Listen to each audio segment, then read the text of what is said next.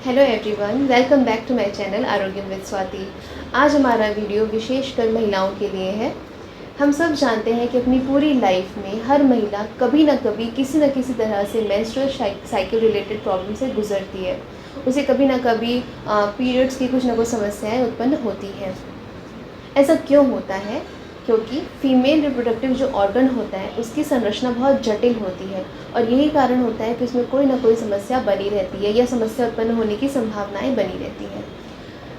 Period से related problems बहुत तरह की होती हैं, जैसे इरेगुलर मेंस्ट्रुएशन, कस्ट आर्तव जिसे कि मेनोरेजिया कहा जाता है, डिसमेनोरिया या फिर एमेनोरिया जिसे कि पीरियड नहीं आता या बहुत लंबे टाइम तक पीरियड नहीं होता है, पीरियड्स का कम होना, पीरियड्स का ज़्यादा होना। इस तरह की बहुत सी ऐसी प्रॉब्लम हैं जो इससे रिलेटेड होती हैं। आज हम विशेष बात करेंगे इरेगुलर मेंस्ट्रुएशन के बारे में और जानेंगे कि ये इरेगुलर मेंस्ट्रुएशन क्या होता है, इसका कारण क्या है, इसके लक्षण क्या है और इसका यौगिक मैनेजमेंट क्या है। पहले हम बात करते हैं कि रेगुलर मेंस्ट्रुएशन क्या होता है। रेगुलर मेंस्ट्रुएशन जनरली हर महीना की जो साइकिल होती है वो 28 से 35 दिन की होती है। इस बीच अगर आपको मेंस्ट्रुएशन आता है तो इसे रेगुलर मेंस्ट्रुएशन कहा जाता है।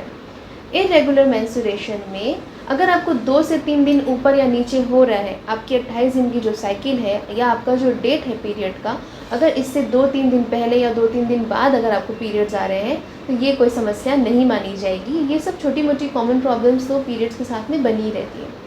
इसे समस्या हम कब मान सकते हैं? अगर आपका ये 28 से 30 दिन का जो साइकिल है या 35 दिन का साइकिल है, ये एक हफ़्ता ऊपर या एक हफ़्ता आगे बढ़ जाए। मतलब अगर आपका जो डेट है, ड्यू डेट है पीरियड का, उससे एक हफ़्ते या 10 दिन पहले आपको पीरियड्स आ जाएँ या एक हफ़्ते 10 दिन बाद आए, आपको पता ही नहीं होना कि एक्चुअल में आपकी पीरियड्स की डेट क्या है। आपको ये ना पता होना कि आपको अगर पीरियड आएगा तो वो कितने दिन तक रहेगा या कब तक रहेगा, कितना पीरियड होगा, कितना नहीं होगा। तो इस तरह का जब आप अपने पीरियड में श्योर नहीं होते हैं, आपको पता नहीं होता है, डेट के बारे में एग्जैक्ट जानकारी नहीं होती है, तो इसे इरेगुलर पीरियड्स के संज्ञा में रखा जाता है। और अगर ये समस्या आपको बहुत सालों से बनी हुई है और आप इससे परेशान हैं, तो इसका मतलब कि आपको इसकी समस्या है और आपको इसके इलाज की ज़रूरत है। इसके कारण क्या होते हैं? कारण ऐसा देखा गया है कि जो लोग बहुत वीक होते हैं, जो महिलाएं वीक होती हैं, जिनके अंदर खून की कमी होती है, उनमें ये समस्या उत्पन्न होने की संभावनाएं ज़्यादा बनी रहती हैं। या जो लोगों को न्यूट्रिशन प्रॉपर नहीं मिलता, आप डिनर और लंच तो खा रहे हैं, अपना प्रॉपर लंच ले रहे हैं, लेकिन उसमें न्यूट्रिशन की कमी है, आयरन की कमी है, कैल्शियम विटामिन की कमी है, उन लोगों को भी ये समस्या हो सकती है। जो महिलाएं एंजाइटी से गुजर रही हैं, किसी प्रकार के स्ट्रेस है उनको माइंड में, उनको भी ये समस्या बनी हो सकती है। इसके अलावा फिज़िकल एक्टिविटी का कम होना, लैक ऑफ एक्सरसाइज, इस तरह की कुछ समस्याएं होती हैं जो कि इरेगुलर पीरियड्स को जन्म देती हैं। इसके साथ ही साथ ये कुछ हेरिडिटरी भी होता है। कई बार ऐसा भी देखा गया है कि अगर मदर को पीरियड रिलेटेड कुछ प्रॉब्लम है तो उनकी बेटी को भी ऐसी कोई समस्या होने की संभावना हो सकती है।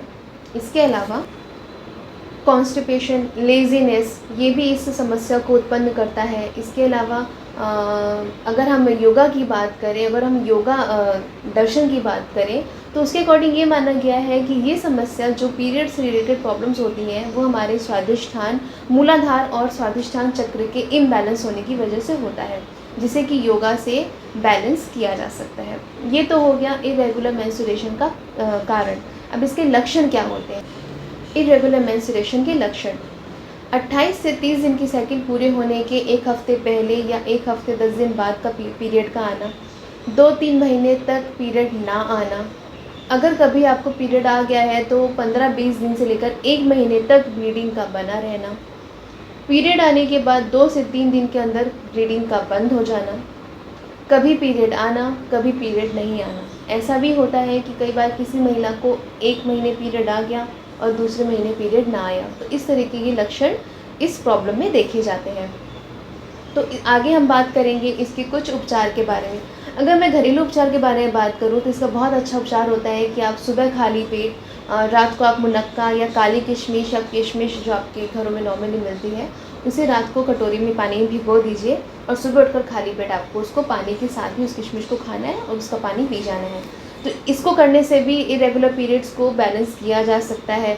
इसके अलावा सुबह और शाम की वॉक बहुत इंपॉर्टेंट होती है। जब आप खुली हवा में घूमते हैं तो आपके सारे रोम छिद्र खुल जाते हैं, आपके अंदर जो कॉन्स्टिपेशन की प्रॉब्लम है, लेज़ीनेस है, वो सब दूर होता है। आपको प्रॉपर ऑक्सीजन मिलती है, जिससे कि आपके अंदर जो खून की कमी है या वीक इम्यूनिटी है, उसमें भी ये बहुत फ़ायदा करता है। तो सुबह और शाम की वॉक भी कहीं ना कहीं फ़ायदा देती है। आगे हम बात करेंगे इसकी यौगिक मैनेजमेंट के बारे में। इरेगुलर मेंस्ट्रुएशन को ठीक करने के लिए मुख्यतः 4 योगासन बताए गए हैं, जिसमें बद्धकोण आसन, उष्ट्रासन, धनुरासन और वज्रासन बहुत ज़्यादा इम्पॉर्टेंट है। तो आज हम इन 4 आसनास की प्रैक्टिस करेंगे और आप देखिए इसे किस तरह से करना है और जानिए इसके फ़ायदों के बारे में। तो स्टार्ट करते हैं हम बद्धकोण आसन से। बद्धकोण आसन में हम बटरफ्लाई का नाम आपने सुना होगा। जिस तरह से तितली अपने पैरों को, अपने पंखों को फड़फड़ाती है, वैसे हमें उसी शेप में अपनी बॉडी को रख कर और अपनी थाई मसल की एक्सरसाइज करनी है। इरेगुलर मेंस्ट्रुएशन के टाइम पे या इरेगुलर पीरियड की प्रॉब्लम में आपका बहुत बड़ा रोल निभाता है आपका थाइस का जकड़न। अगर आपकी थाइस फ्लेक्सिबल रहेगी तो आपके जो पेल्विक एरिया है वहाँ पर ब्लड सर्कुलेशन प्रॉपर बना रहेगा। बद्धकोण आसन मतलब बटरफ्लाई प्रैक्टिस से हमारा जो मसल होता है, थाई मसल होता है, यहाँ की ब्लड सर्कुलेशन इम्प्रूव होती है, पेल्विक मसल स्ट्रेच होती है, जिससे कि हमारे पीरियड्स में रेगुलरिटी आ जाती है। इसके लिए क्या करना है, तो इस तरीके से अपने दोनों पैरों को फोल्ड करके और अपने तलवों को आमने सामने लेकर आना है। जितने भी टोज़ हैं वो आपस में मिले हुए रहेंगे, एड़ियाँ आपस में मिली हुई रहेंगी और आपकी जो नीज़ है, स्टार्टिंग में अगर आपको प्रॉब्लम हो रही है और आपकी नीज़ इस तरह से उठी हुई हो रही है तो कोई बात नहीं, आप इसी पोजीशन में बैठिए। कोई ज़रूरत नहीं है कि आपको पूरी अपनी नीज़ को नीचे ही टिका के रखना है। लेकिन जो लोग टिका सकते हैं अपनी नीज़ को नीचे की तरफ, ज़मीन की तरफ, वो इस तरह से टिका कर रखेंगे। अपने हाथों की हेल्प से, अपने फिंगर्स की हेल्प से इस तरह से अपने टोज़ को होल्ड करना है और करीब 30 सेकेंड तक, मिनिमम 30 सेकेंड तक आपको इस तरह से अपने नीज़ को ऊपर नीचे करना है। ब्रीदिंग नॉर्मल रहेगी। आप जिस तरह से नॉर्मल सांसों को ले रहे हैं वैसे लेते रहिए। आप चाहें और ज़्यादा रिलैक्सेशन के लिए अपनी आंखों को बंद भी कर सकते हैं ड्यूरिंग प्रैक्टिस। इससे आपको और ज़्यादा इनर पीस मिलेगा। आपको अपनी पेल्विक रीजन, अपने थाई मसल की जो फ्लेक्सिबिलिटी है वो इम्प्रूव होती हुई दिखाई देगी और वहाँ पर स्ट्रेचिंग आप फील कर सकते हैं। थोड़ा धीरे धीरे से स्टार्ट करेंगे और धीरे धीरे करके स्पीड को बढ़ाएंगे।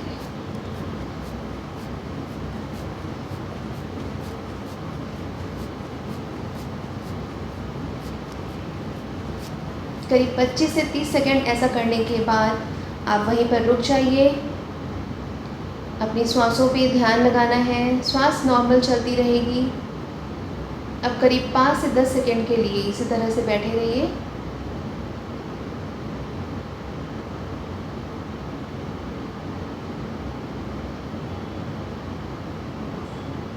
आप चाहें तो अपने हाथों को अपनी नीज़ के ऊपर भी रख सकते हैं। आंखें बंद ही रहें ड्यूरिंग प्रैक्टिस। श्वासों पे पूरा ध्यान।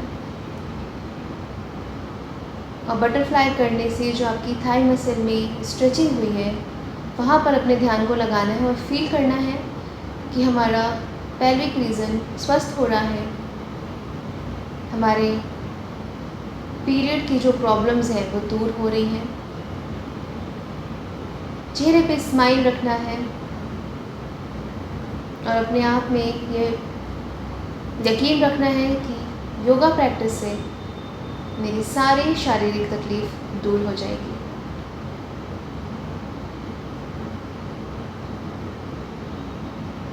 बद्धकोण आसन स्ट्रेस को भी कम करता है। कई बार स्ट्रेस की वजह से भी हमारे पीरियड्स की प्रॉब्लम शुरू हो जाती है। बिल्कुल रिलैक्स होके इसी पोजीशन में आप 1 से 2 मिनट के लिए बैठे रह सकते हैं। अगर आपके पास और टाइम है तो आप 4 से 5 मिनट भी इस आसन पे बैठ सकते हैं। शुरुआत में कठिनाई होगी बैठने में, तो आप इसे 30 सेकेंड से लेके 50-60 सेकेंड तक ही बैठिए।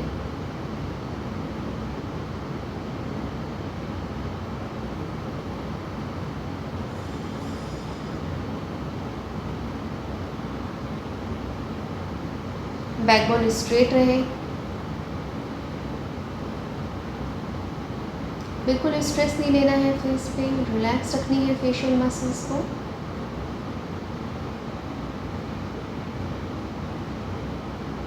आप जितना रिलैक्स होकर योगा प्रैक्टिस करेंगे, आप उतना ही जल्दी इसका प्रभाव अपने शरीर और मन पे देख सकते हैं।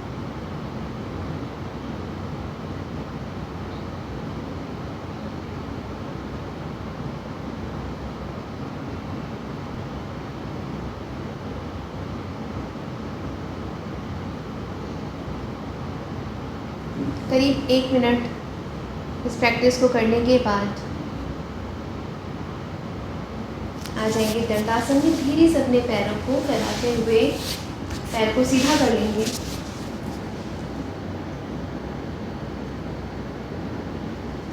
और बैठेंगे वज्रासन। ये मैं आपको सिंपल तरीका बता रही हूँ बैठने का। जो बिगिनर्स हैं वो इस तरीके से बैठ सकते हैं। बैकबोन स्ट्रेट रहेगी, सामने देखना है।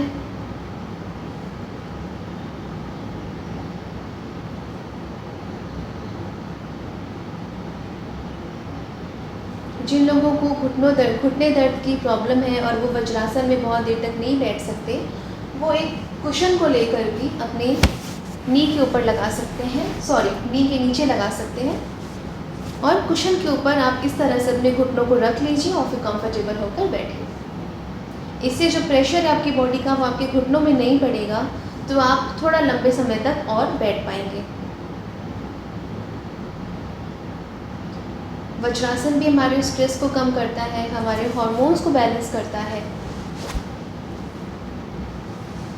हमारी थाई मसल्स को स्ट्रॉन्ग करता है। रिप्रोडक्टिव ऑर्गन्स की बहुत अच्छी एक्सरसाइज है वज्रासन।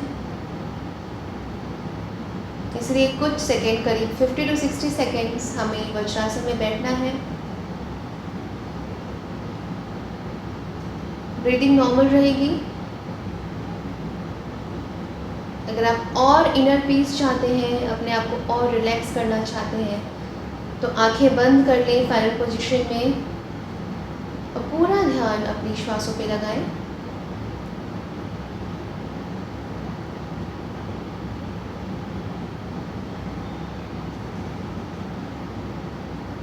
वज्रासन को पीरियड्स के दौरान भी किया जा सकता है। जिनको बहुत ज़्यादा पेन रहता है पेट में या फिर कमर में, लोअर बैक में, वो महिलाएं अगर पीरियड्स के दौरान वज्रासन में बैठती हैं तो उनको पेन में बहुत रिलीफ होता है, पेन कम हो जाता है। इसके अलावा पीरियड्स के दौरान कई बार हमसे पूछा जाता है कि क्या पीरियड्स के दौरान हम योगा प्रैक्टिस कर सकते हैं। कुछ आसन या प्राणायाम ऐसे हैं जो आप पीरियड्स के दौरान कर सकते हैं, जैसे वज्रासन, सुखासन, शवासन, नाड़ी शोधन प्राणायाम, भ्रामरी, ओम चैंटिंग।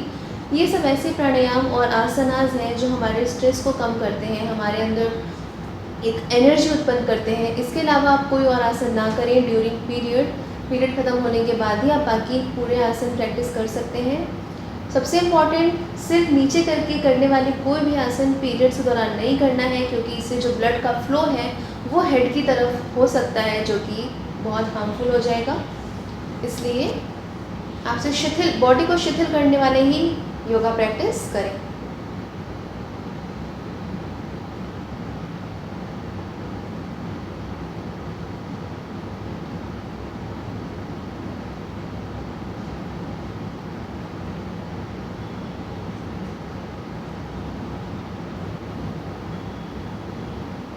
ब्रीदिंग नॉर्मल रहेगी। जब हम सांसों पे ध्यान लगाते हैं तो अपने आप हमारी जो ब्रीदिंग होती है वो लॉन्ग हो जाती है, डीप हो जाती है। इसलिए बोला जाता है कि अपने श्वासों पे ध्यान लगाएं। श्वासों की अवेयरनेस बहुत इम्पॉर्टेंट है। जितनी लंबी हमारी श्वास होगी उतना ज़्यादा हम स्वस्थ रहेंगे, उतना लंबा हमारा जीवन रहेगा।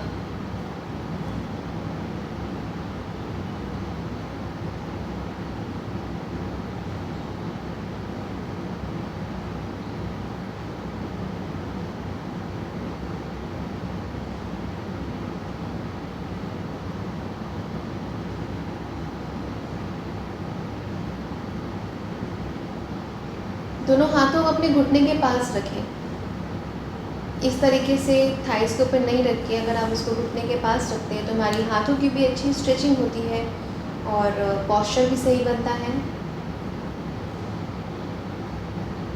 करीब 1 मिनट हो जाने के बाद आप धीरे धीरे अपनी आंखों को खोलेंगे।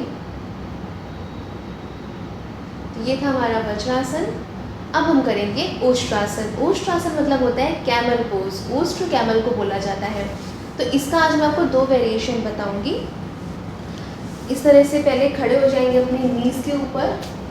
अपने दोनों पैरों के बीच में आप अपने हिसाब से कितना भी गैप रख सकते हैं, अराउंड 1 to 1 फीट से लेकर 1.5 फीट तक आप दोनों पैरों के बीच में दूरी बना के रखें। जो टोज़ है वो इस तरीके से मैट में फैले हुए रहेंगे। इस तरह से टोज़ को नहीं रखना है, इस तरह से रखना है। दोनों हाथ रहेंगे आपकी थाइस के ऊपर। एक लंबी गहरी श्वास लेना है और श्वास लेते हुए हमें हमारी ओष्ट्रासन की प्रैक्टिस को स्टार्ट करना है। तो श्वास लें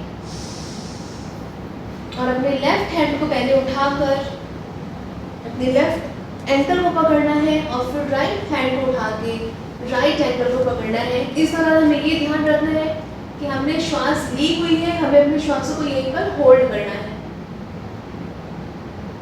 पूरी बॉडी को पीछे की तरफ झुका दीजिए। पूरा प्रेशर आपकी लोअर बैक में और आपकी थाइज में आ जाएगा।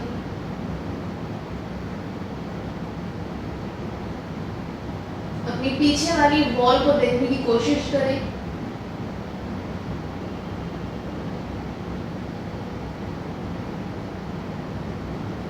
श्वास छोड़ते हुए पहले राइट हैंड को सामने लाएंगे, फिर लेफ्ट हैंड को सामने लाएंगे।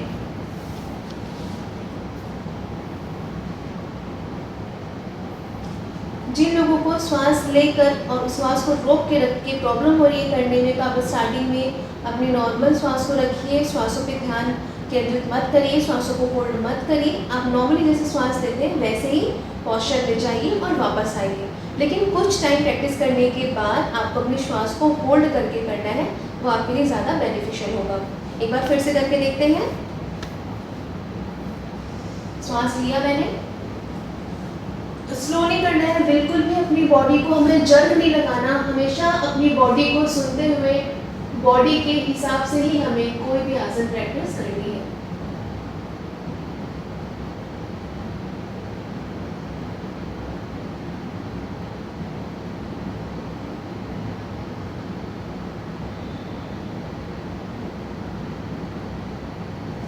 वापस आ जाएंगे श्वास छोड़ते हुए।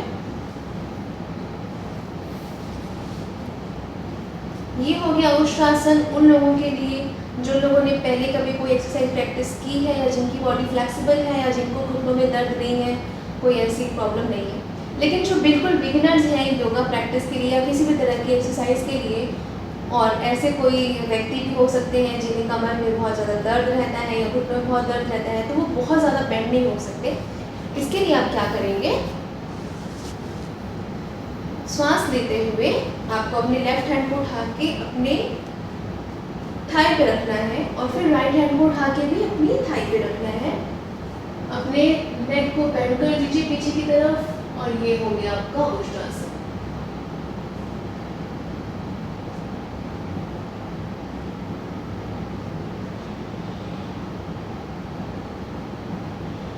इसी तरह से श्वास छोड़ के और वापस आ जाएंगे, बैठ जाएंगे वज्रासन में। ओष्ट्रासन का जो सेकंड वेरिएशन मैंने आपको बताया, ये भी बहुत अच्छी स्ट्रेचिंग देता है। बहुत ज़्यादा इसमें भी पेट की मसल्स का खिंचाव होता है, लोअर एब्डोमेन का बहुत अच्छा खिंचाव होता है।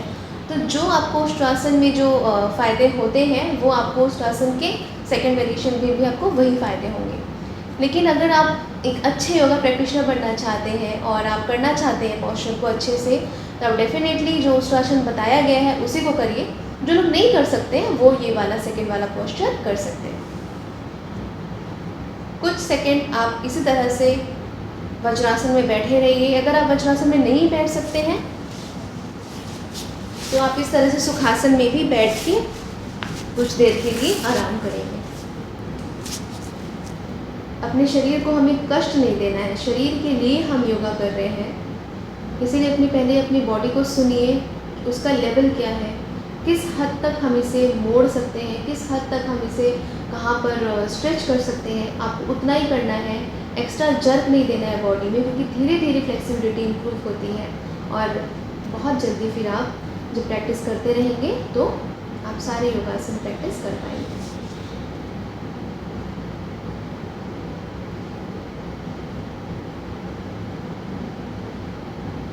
ये हो गया सुखासन। ब्रीदिंग नॉर्मल रखें और बिल्कुल अपने आप को रिलैक्स करें, अपने बॉडी माइंड को रिलैक्स करें।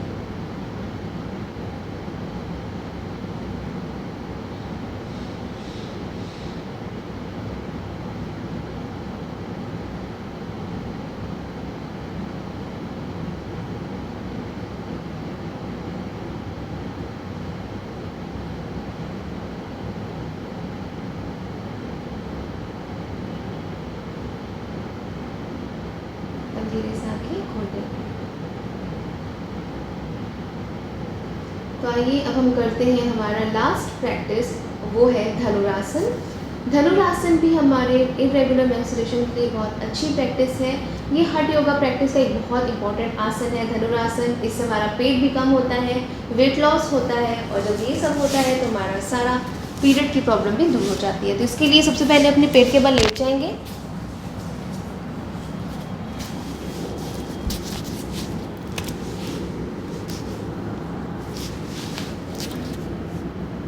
इस तरह से पेट के बल लेट जाइए।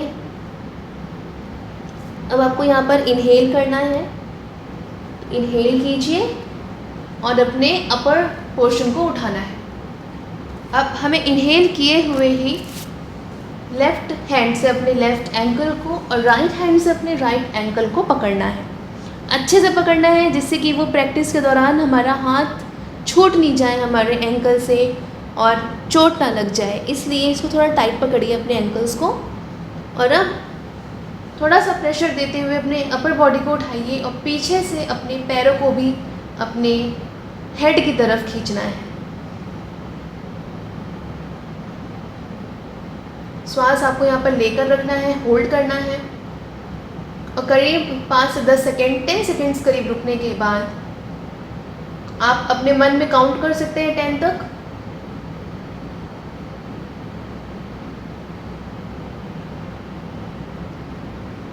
श्वास लेते छोड़ते हुए नीचे आ जाएंगे। अभी अपने पैरों को इसी तरह से पकड़े रहिए।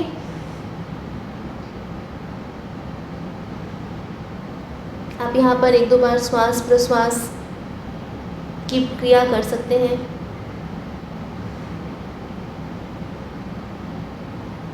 और फिर से एक बार श्वास लेके एक अच्छी सी स्ट्रेचिंग देनी है अपनी बॉडी को। आपको अपने ऊपर के पोर्शन को उठाना है, चेस्ट पोर्शन को, और अपने पैरों को खींचकर अपने हेड पोर्शन की तरफ लेके आना है। और धीरे धीरे अपनी काउंटिंग बढ़ाते जाएंगे। पहले 10 काउंटिंग तक किया, फिर कुछ दिन प्रैक्टिस के बाद आप इसे 20-25 काउंटिंग तक होल्ड करें।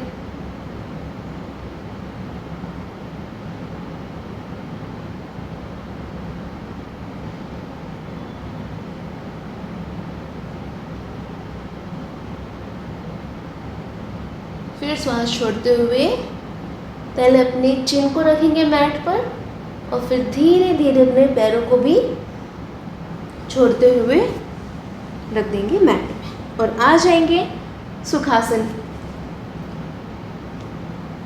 आ जाएंगे रिलैक्सिंग पोस्चर में।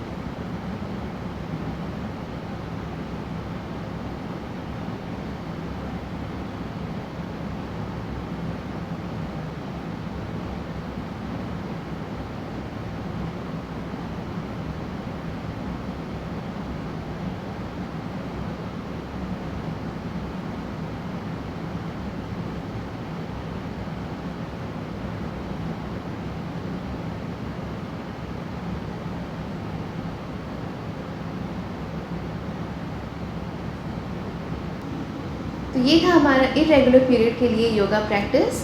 आपको अब कभी भी ऐसी कोई प्रॉब्लम होती है तो आप ये इरेगुलर मेंस्ट्रुएशन वाला योगा स्टार्ट कर दीजिए और देखिए कि अगली बार आपको इन प्रैक्टिस से क्या लाभ हुआ। बने रहिए हमारे चैनल के साथ, सब्सक्राइब कर लीजिए। नमस्कार।